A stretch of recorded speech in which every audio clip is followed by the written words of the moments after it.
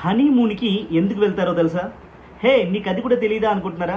నాకు తెలుసు మీరేమనుకుంటున్నారని. హలో! నువ్వు అనుకునే దాని కోసం కాదులే. దానికి హనీమూన్‌కి వెళ్ళడం ఎందుకు?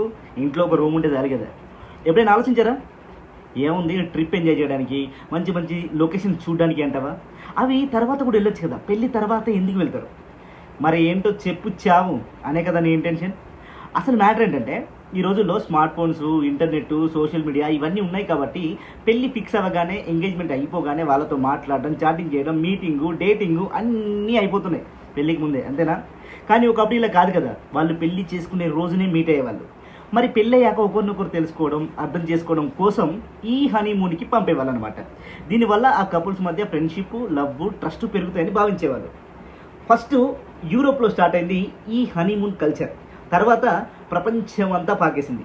సో, అలా స్టార్ట్ అయిందే హనీమూన్ అనే కల్చర్. కానీ ఇప్పటికీ హనీమూన్‌కి వెళ్తున్నారు. అదేంటో అర్థం కావట్లేదు.